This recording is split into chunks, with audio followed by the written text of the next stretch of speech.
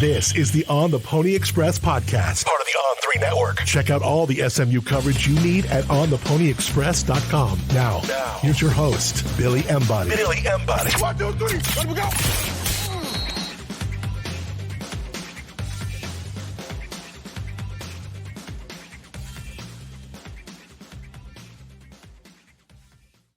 Welcome in, ladies and gentlemen, to another edition of the On the Pony Express podcast. I am Billy Embody.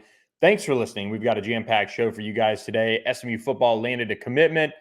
SMU TCU gets a game time. And of course, fall camp rolls on, but some changes for the Mustangs. But first, guys, we are presented by our friends at StatusJet. StatusJet.com is where you can find out how to get in contact with David Henry and his entire team. They support the SMU Mustangs. They support SMU fans by finding ways to get them from point A to point B in the most luxurious way you could imagine for those game day trips. We talked about it earlier this summer, the opportunity to make your game day a one-of-a-kind. And David Henry and his team have been working on kind of getting you guys a little bit of a budget, so to speak, for you, your family, your friends, your colleagues, whoever and how many people you want to go with to an SMU football game this fall. They've kind of broken it down. Around 6 people is the estimated pricing. And look, SMU Nevada coming up here in just over a week. Wild, actually, that we are almost to game week. Week 0 is upon us. But look, you can fly there round trip. Kind of price varies by aircraft, by gas prices, by all of those things, as well as tax. But and tax will be involved, but 35 to 45K. So there's your jumping off point kind of to get your mind wrapped around how it would, look to go to Reno in a private jet. You can go in and out on the same day. You could go on Friday. You can go on Thursday. You can go whatever. But just as far as you're traveling there, if you want to go in and out on the same day, that is the way to do it, in my opinion. And look, it's not the easiest place to fly in and out of, but with StatusJet, they can help you guys out and use code PonyUpACC for a discount on a round trip flight. Mention on the Pony Express, and we will be happy to help you get in contact with StatusJet. All right, couple other housekeeping things. SMU Stanford weekend, we are very, very close to sending out an email with all of the information that you guys need for our experience that we're offering with Epic. And to jog everyone's memory, SMU Stanford, it's in October 17th through the 20th weekend is for those of you who want to kind of plan around that. We will be in Paso Robles, which is not Palo Alto. It's 3 hours away. We will be in Paso Robles at Epic Estate Wines on Friday night for a happy hour special event led by Bill Armstrong, Liz Armstrong, myself. We'll all be there. We've got a ton of people set to be there and join us. Everyone is kind of on the edge of their seat waiting for the final details to go out. We have hotel room blocks secured, waiting on the final links for those. We have given you guys on the Pony Express the flights that you kind of should book or kind of look around at that time to get into Paso. I'll be arriving with my wife and Jack on Thursday. We're going to get settled in, and then we'll have Friday where we will have shuttle buses to Epic from downtown Paso from one of our partner hotels, and then back. And then we can help you plan dinners. We can help you plan other tastings. And then Saturday, we'll get up and go at some point, depending on the game time, over to Palo Alto. We've got charter buses secured, luxury, Wi-Fi, bathrooms, alcohol allowed. We'll make it fun. I'm going to try to plan some programming on the bus for you guys to watch if you don't want to tune it out or chat amongst yourselves. So that is kind of what we're planning, and we'll have a tailgate at Stanford presented by Epic Wines. Both the tailgate and the tasting on Saturday and Friday, respectively, are complimentary of the Armstrong. So you just have to register, which go to On the Pony Express. We do have a interest form pinned to the top of the message board, just in case you want to get on that email just before it finally goes out. But getting all the ducks in a row for that to get out, and then we're, in it. And we're going to tackle tickets at kind of feel people out, because some people want, and this is the thing with Stanford too, you can basically sit wherever. I've done a lot of Googling on this, and you can do it one of two ways. We can do one big giant block and Stanford might stick us in the upper deck, or you could theoretically wait and then grab your tickets really like in a premier spot just right before the game. So the bunch of different options, but basically from what I've gathered, don't worry about getting in the Stanford SMU game. There's going to be plenty of space for all of us. So a really special weekend. Like I told people when we announced it earlier this summer, Napa's always going to be there. But this event that Bill and Liz are putting together and with me and our team at On the Pony Express is going to be really special. So hopefully everybody can join us. And then if not, it does well enough, you can do it in 2 years when we're back at Stanford. So that is one of the other housekeeping items. And then September 4th, mark your calendars, epic wine tasting at Armstrong Fieldhouse on SMU's campus. Go to ontheponyexpress.com, go to our message board, and the details are there for how to get into this complimentary tasting. We're going to do and lead you through an entire tasting. Bill and I are going to do a live podcast, hopefully have a special guest lined up, and we're going to do our podcast for the SMU BYU game, which is Friday night. So a lot of epic talk. Well, SMU landed kind of an epic commitment on Sunday as Carterrious Brown, one of the top wide receivers in the state of Texas, committed to SMU. He was long on the board for SMU, but didn't pick up his offer until the month of June as the Mustangs pursued Ty Hawkins, who's a really close friend of Carterrious Brown through 7-on-7. So the top 100 four-star quarterback commit for SMU, paying dividends here as SMU offered, and then TCU offered right after that and brought him in on an official visit. But it was SMU that won out for Carterrious Brown. And he released a top 5 with, I think, Baylor and TCU and Utah and a couple others in there. And look, if you're at ontheponyexpress.com, which I encourage you guys to go check us out, a lot of fall camp recruiting coverage. We said July 4th, said SMU is setting the pace for Carterrious Brown. And that was right after Ty Hawkins had committed, and we were, of course, ready for that. And a couple weeks after that, we maintained SMU is setting the pace. And then people were asking, well, he just released his top schools. What was going to happen? And we just said, hey, we just went through this multiple times this cycle now with kids. I mean, one not for SMU, a couple for SMU that released top school lists that didn't have SMU. And lo and behold, they commit to SMU. So we were very confident that SMU is going to win out here. And this completes, in my opinion, SMU's wide receiver haul for the 2025 class. And barring a, best available big type of flip or something like that, they'll have Jalen Cooper, the 4-star wide receiver, who's a top 150 prospect on On3. They'll have Dalen Singleton, a 4-star wide receiver, explosive slot player out of DeSoto. They'll have Carterrious Brown and then Isaiah Robertson out of Arlington High, who's kind of a sleeper in the rankings, but I really like what he can do. He did it all for Arlington, and we see guys who play all sorts of sides of the ball do fairly well. So SMU sits right on the cusp of the top 25 in the On3 industry team recruiting rankings, and they sit right around some of their in-state foes and recruiting competitors, with TCU right there. SMU and TCU actually, TCU's at 25, SMU's at 26 on the On3 industry rating, but SMU actually has a higher average of recruit. So right now, the On3 industry ranking factors in only a certain number of commitments, because as the recruiting classes grow, that number will go up. Basically, it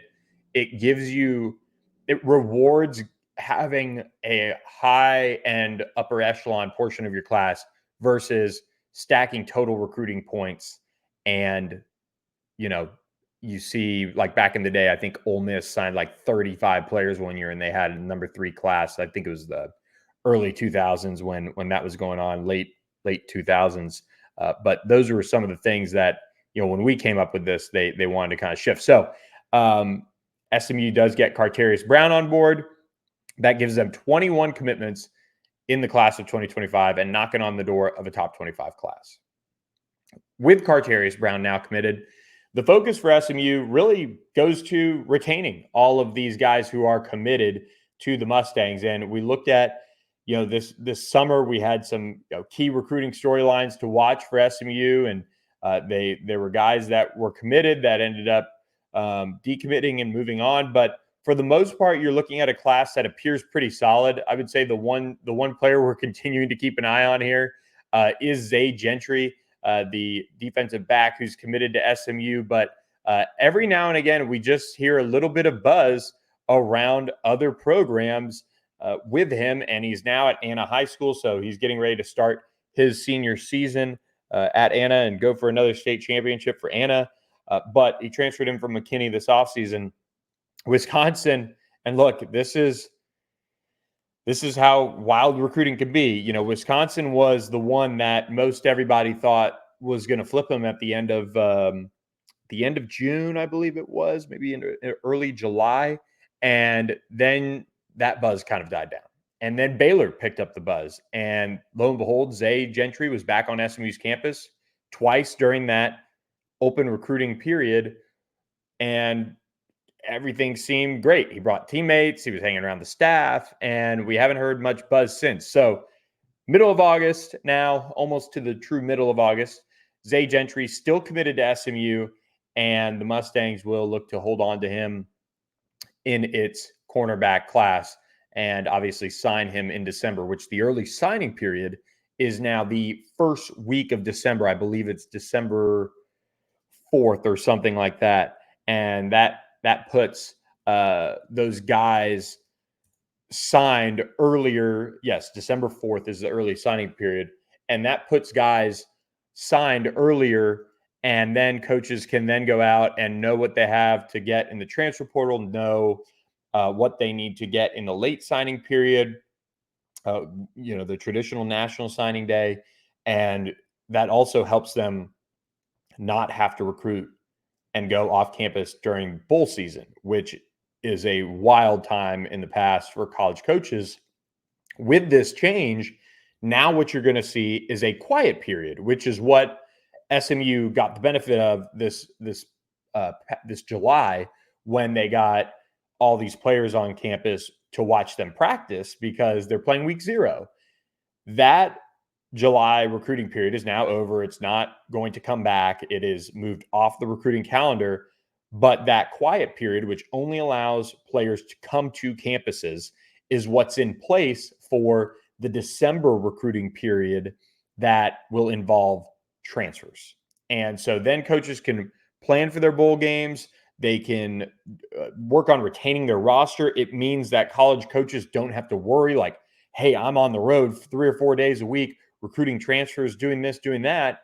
And meanwhile, I'm not paying attention or enough attention to my own players. They could end up portaling and all of those things. So the idea is that coaches can stay. They shouldn't need to go do an in-home with the transfer. The transfers, they can Zoom with them and say, hey, come to campus. Or they want to come to campus, they can. Then you can recruit them, sign them whenever, get them to campus, boom.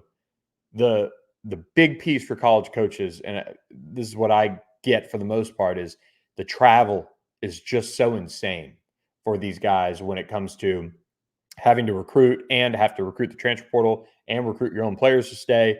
So good move by the NCAA to move it up. A lot of people would have liked to have seen a signing date established August 1 and let these guys sign whenever they want, or do a signing period anytime from like June 1 to August 1. And that is your window to sign. If you like a place, well, you can commit. And the nice thing for coaches is if kid tries to commit on your visit and you say, all right, cool, well, let's sign, and they don't, then not committed.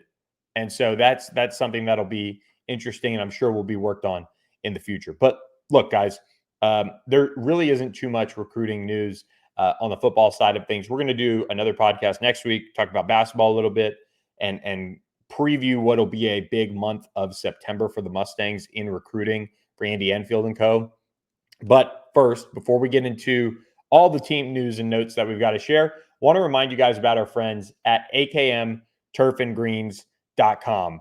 They have the absolute best way for you to reinvigorate your backyard and do it in a absolutely special way, whether it be your own private chipping green, whether it be involving laying down turf with those pavers that you see if you're watching on YouTube, whether it be, hey, you work for a school, you work for an event center, you work for some sort of facility, and you say, hey, we need to completely redo our grass area. We want to do turf. We want to limit the amount of work that we have to do on this area. That's where AKM Turf and Greens comes in.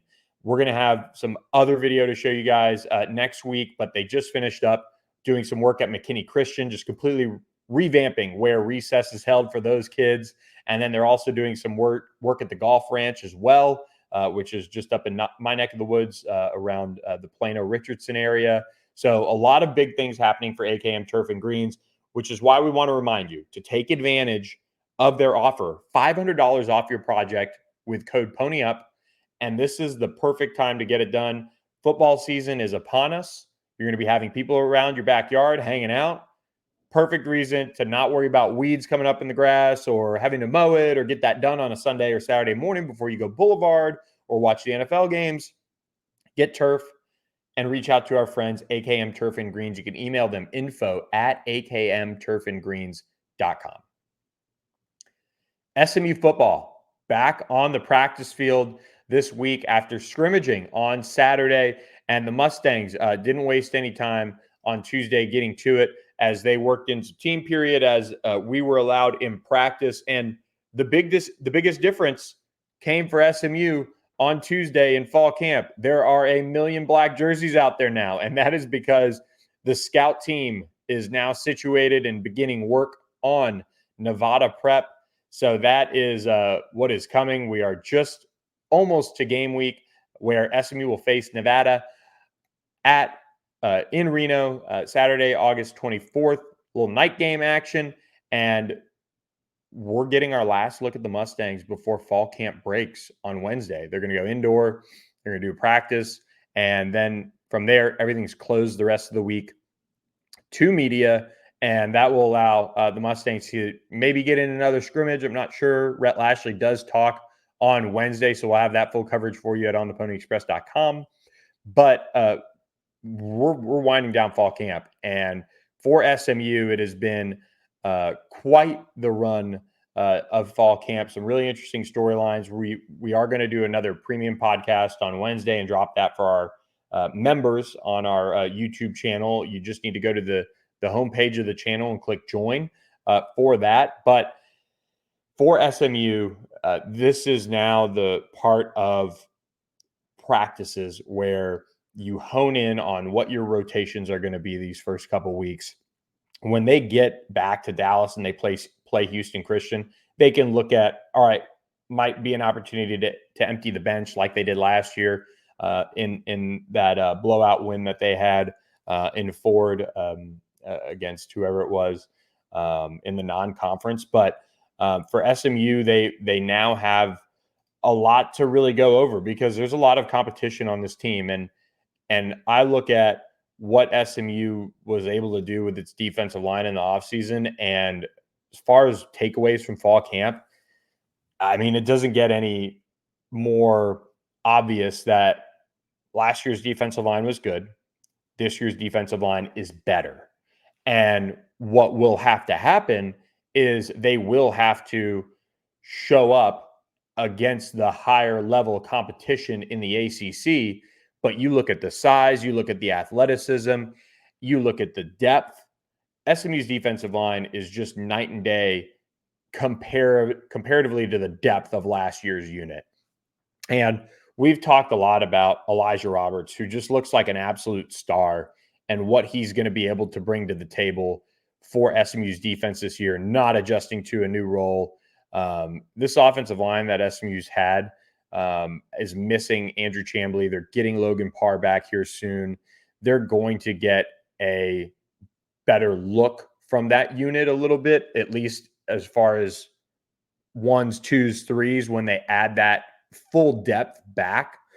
But there's no question that this offense, that this defensive line has really stepped up in a big way. And I think that's where you look at SMU's schedule and you look at the season that they're preparing for, and SMU's over-under is set at 8.5. And I was watching Greg McElroy on one of the ESPN channels, and he was saying that was an overvalued pick for Vegas to set it at 8.5, which is, I don't really have a problem with him saying that, because it is such a hard step up. We haven't seen the historical data to show, all right, if you move up from the group of 5, you're going to win above 8 games. You're going to get to 9. You're going to get to 10.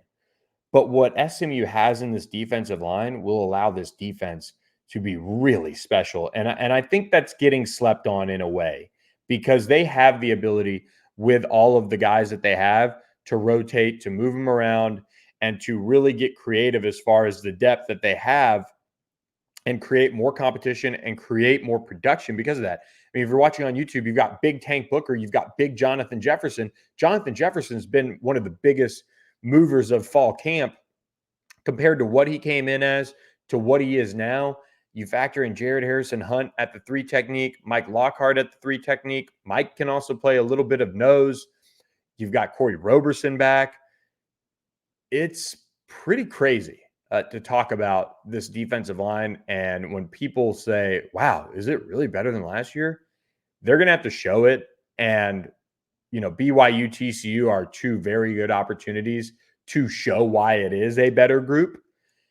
And FSU and Louisville will be tough, very tough tests, but they'll, over the course of the season, show why they were so talked about in the offseason, and the depth that they put together and the talent that they put together was so important for this team. And it'll allow this defense to make plays, to produce, and cover up maybe some deficiencies or some growing that needs to be done at corner. And when you look at the scrimmage, we weren't allowed in, but just from talking with people that were there, the pressure that SMU's quarterbacks are under is pretty, I think, obvious to those that get to go, that it's hard to judge those quarterbacks. It's hard to judge the offense because the defensive line is that good. And when you get Chamblee back, when you get Logan Parr full go, maybe we see a little bit of a change there, just from being able to have 2 full lines that are talented enough to go and maybe handle some of these guys a little bit more on the defense. But the defensive line has just made it really hard on SMU in fall camp to get good looks offensively. But the good thing is that iron sharpens iron. And I'll say this, PJ Williams at left tackle has been such a big deal for SMU this offseason. They lost Branson Hickman and Marcus Bryant to the transfer portal. Justin Osborne was an easy plug and play at center. And, I was a big Branson fan coming out of high school. I stuck up for him throughout his career when he was young and kind of getting stronger at the point of attack. And I knew he was going to have a chance to start for SMU, coach's son, wrestler, all those things. Justin Osborne is a far better athlete than Branson, and he's got a lot more of that ability to hold it together at the point of attack, especially in the run game. And you have him at the center position, and you have PJ at left tackle. PJ was the one that people were saying, okay, well, it didn't look that great in the spring, and it, a lot of questions there. I tell you what, he has been the best offensive lineman in fall camp. And, Garen Justice said that as well, meeting with him on Tuesday afternoon, that he has really stepped up. And, getting a sense of how good he's been, it's somewhat hard to do because we're not allowed in too much for a lot of competitive reps between the offense and defense. We get a little bit of team period, and really that's kind of it. I think we've seen one inside run, which if I had it my way, I want to see one-on-ones, and I want to see inside run. I could care less about seeing the team tempo period, because the inside run and the one-on-ones, that's where the competitiveness and the physicality really gets going. The team tempo period is kind of a warm-up, but when we've gotten opportunities to see inside run and a little bit maybe of one-on-ones with some of these offensive and defensive linemen, PJ Williams and Elijah Roberts and Jafari Harvey are going at it, and PJ is more than holding his own. And so it's been quite the impressive run for PJ Williams at that left tackle position. And that is kind of, I think, overall, even through the injury to Andrew Chamblee that has kept him out pretty much all of fall camp, that has really helped settle down that offensive line. And it might not be perfect early in the season, and it will need to get Andrew Chamblee back into the fold at right tackle to really solidify that piece. But they're a lot better at the left tackle in the center position than I think they were given credit for in the offseason. And it was more of a question, not as much of a everyone's down on a PJ Williams or a Justin Osborne at center. You had two guys that played a lot of football at those two spots, Marcus Bryant and Branson Hickman leaving. So you needed PJ, a younger guy, to take the next step. He did that. Justin, you figured, was going to be fine just because anything he's done on the offensive line has worked out. So the offensive and defensive lines, the defensive line has pretty much had zero questions from it and for it. With the whole run of fall camp, the offensive line has faced a little bit more adversity, but the big difference for fall camp, I think, this year compared maybe to last year is we're not going to get a sense of, and I know this is kind of a cop-out, but we're not going to get a sense of who's really rolling in this quarterback competition and who's really rolling offensively and at the skill position spots because the defensive line has just controlled practice so much. It's going to take Nevada. It's going to take Houston Christian games to show where SMU's at offensively. And then we can start assessing and taking the stock of these players that we've seen flashes of, but we don't even know how consistent they truly can be because of this defensive line that they have put together. You have Preston Stone and Kevin Jennings who have a lot of experience, and both are very good in their own certain ways. But when you watch them in practice and they're going up against the ones and the twos on defense, it makes it hard to really get a feel for, well, how good can this offense really be? Is this the next step in this team's development? Because they are going up a level in competition. And there were moments last year against better teams where it didn't look as good as it has in the past under Rhett Lashlee with some of the players and offenses he's produced for the Mustangs, again, at the AAC level. But we know that Rhett and his staff can find ways to get things going. They're going to have to build a lot of confidence early, in my opinion, with Preston Stone and Kevin Jennings, because yes, they return pretty much their entire running back room. They added a couple nice pieces in Brashard Smith and Derek McFall. They have their whole wide receiver room back. They have their whole tight end room back and add a Matthew Hibner. And they have all these receivers that are a year older and more mature, and Romelo Brinson gained 10 pounds and all of those things. But they really haven't, in my opinion, seen the totality of what having all of those returning players can mean for this team. And that's why I think it's such an interesting dynamic when talking about, to the earlier point of, was SMU's 8.5 wins overvalued, undervalued for this season as far as a preseason win total. That's where it gets interesting because, one, we don't know what the offense is going to do this year. And we know that with Preston and Kevin back, it's make or break for their futures at quarterback at SMU. It is. You're both experienced. You both have played in some big games. You both have gone through another offseason. You have all this talent back. You've got to be ready to roll, but you also have faced quite the challenge in fall camp with this defensive line being as good as it is. So it's hard. And people ask me all the time, well, what do you think about SMU's win total? I've said 8. I think I said 8 on the board. I don't know if I said 9. I said 8 on the podcast with Bill. Bill said 9 when we were introducing the Pony Express case. And that's because you look at this schedule, and we'll do a preseason predictions pod, and I'll kind of run through the schedule and just kind of why I think certain things and all of those things.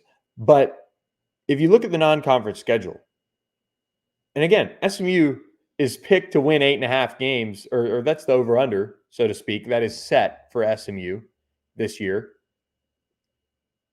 If Vegas has them set at 8.5, don't you gotta think 4 of those wins come against non-conference foes? Because I look at the back half of the year and I see, all right, Florida State, Louisville, they're going to be tough. They're going to have adversity to overcome in those 2 games against 2 really good teams. Duke won a fair amount last year. They have a totally different program. Pitt, always physical, could bounce back. BC, SMU lost to them last year. Now, they'll get them in Dallas, new coaching staff at BC, all of those things. Stanford, they've been doing some good things. Cal, they've been doing some good things. UVA is the only one that on the schedule really is like, oh, wow, that's a team that really struggled last year. So I would love to know how Vegas was like, all right, 8.5. But then you also have the reality of Rhett Lashley and his staff haven't beaten Sonny Dykes. And I think last year was super disappointing the way they played, especially after the OU game. And maybe they, went all in on OU as far as the emotions, a big chance for SMU, and they came up short and they had to come back and it just didn't pan out for them. But this is the year where that defensive line has a chance to truly get after whoever TCU has at quarterback by that point in the season. They have a chance to catch TCU, obviously at home in Ford Stadium, but also coming off of a game against UCF, I believe. I mean, TCU UCF is the week prior, I think, if I have that right. But it's a schedule that tees up SMU well, but SMU hitting that over-under is going to depend on this offense, because last year we saw moments where SMU's defense against lesser competition was able to just dominate them so much. You think of the East Carolina game.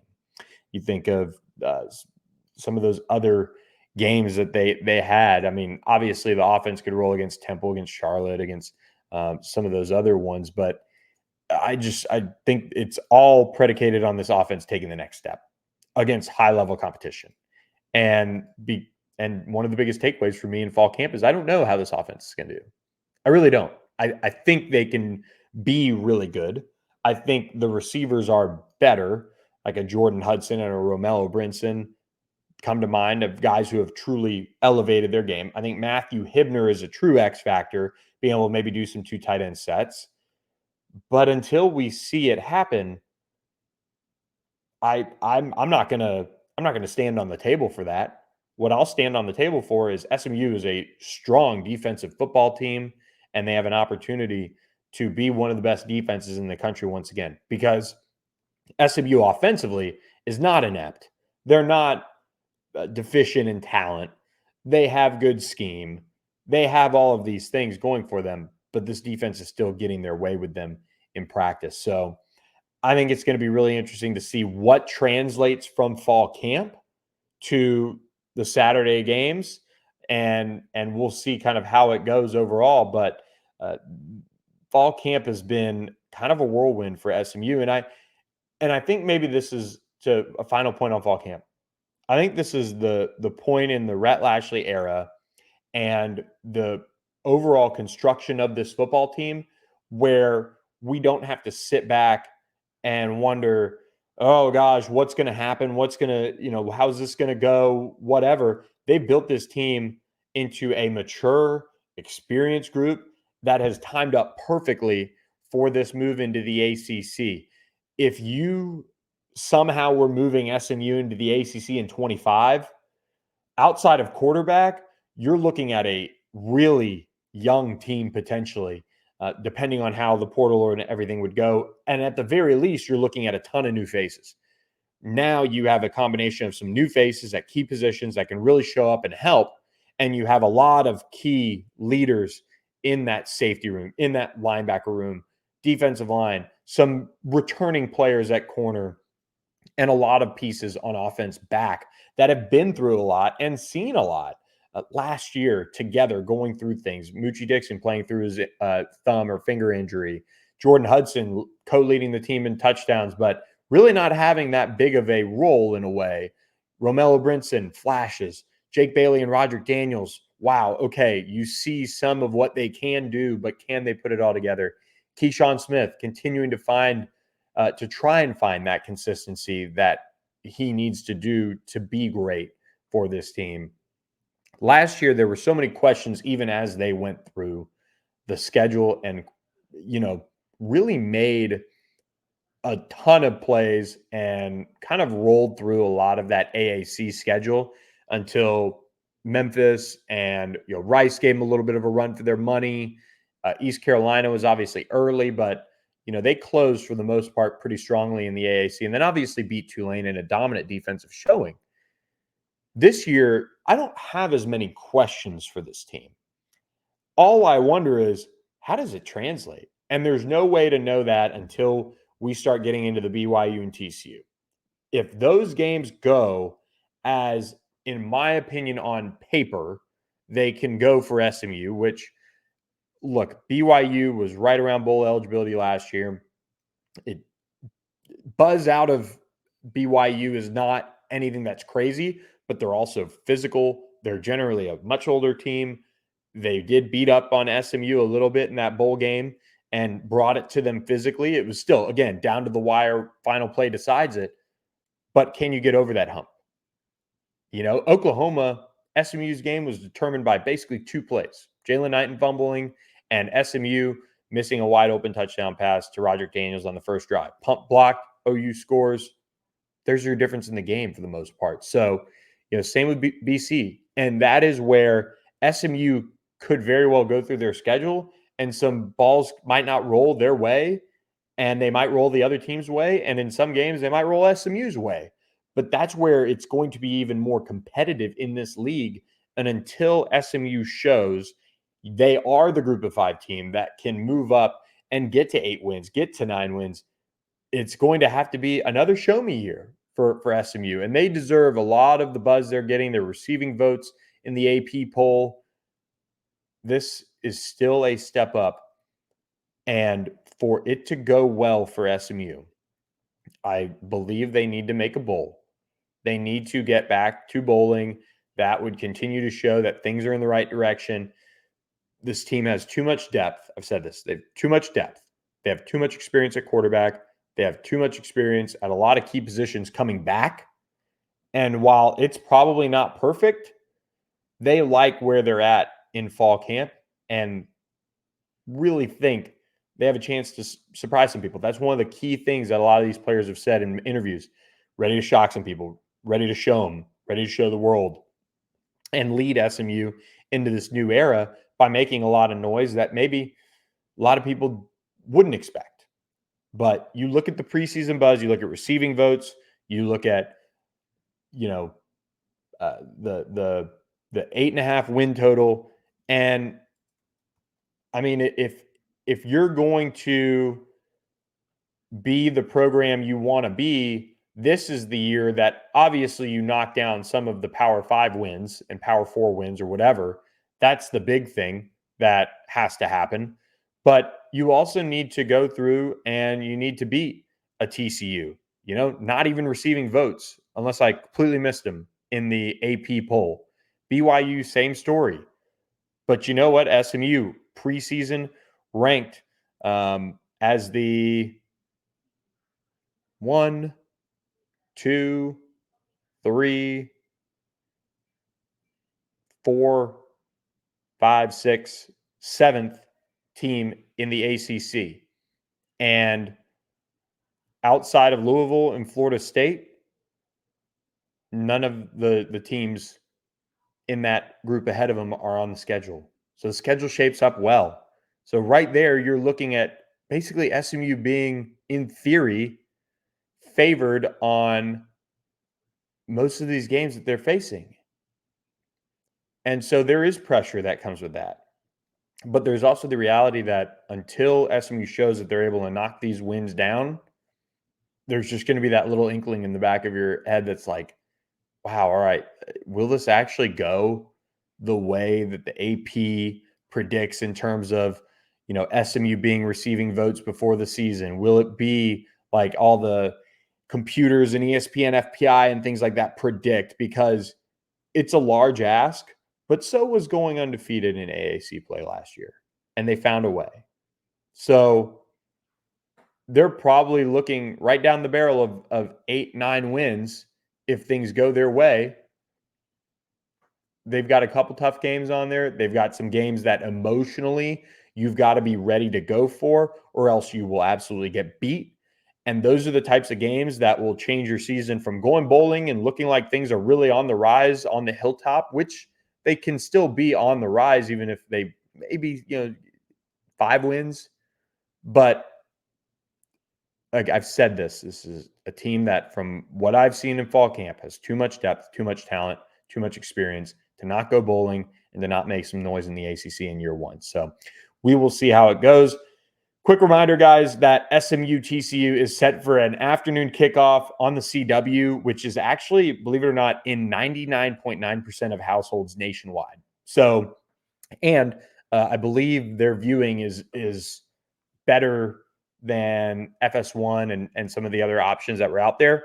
So they deleted the tweet around the game time. It's still expected to be mid-afternoon. They're double finalizing it or whatever, but SMU TCU going to be in the afternoon in Ford Stadium, September 21st. That means that you've got game times for SMU's first 4 games pretty much secured. So 3 night games, and then mid-afternoon, late afternoon, however you want to say it, game in Ford Stadium for the battle for the Iron Skillet for, as of now, the final time in Dallas. And we will start finding out more of the schedule once you get 10 days out from games. So that's when Florida State will start, is 10 days out, or that Monday or whatever it is of the TCU week is when you'll find out Florida State. So, and then it kind of rolls from there. So I am going to be really interested to see what time SMU Florida State is. That is what I am really excited to know. We've heard some rumblings, but we'll see kind of how it goes. So with that, guys, going to wrap up this edition of the podcast. Hope you guys enjoyed it. We will do another one later this week, and we'll formally wrap up camp. We'll go position by position. We'll do things like that and maybe make some predictions or have some fun with it, and we'll go from there. So hope you guys enjoyed this edition of the On the Pony Express podcast. Reminder, guys, to go hit up statusjet.com and find out how you can get from point A to point B with a level of luxury that you really should explore for game day experiences that this fall. David Henry and his team support the SMU Mustangs. They also support On the Pony Express. You can use code PonyUpACC to get a discount on a round-trip flight. Reach out to them. They've got estimations for every single SMU away game, from Louisville to Stanford to Duke to Virginia. They can help you plan it. They can help you make it happen. And trust me, they are doing some big things over there for SMU fans, as well as just the whole Dallas area in general, and helping people get around the country and around the globe. So if you're looking to squeeze in one last vacation this weekend, you can give them a call. They might even be able to get you in and out somewhere for that. So use code PonyUpACC for a discount, and we'll catch you next time with another edition of the On the Pony Express podcast. Thanks for listening to the On the Pony Express podcast with Billy Embody. Follow us on your socials on X at SMU_on3 and on Instagram at on3SMU. And keep it locked to ontheponyexpress.com for more coverage.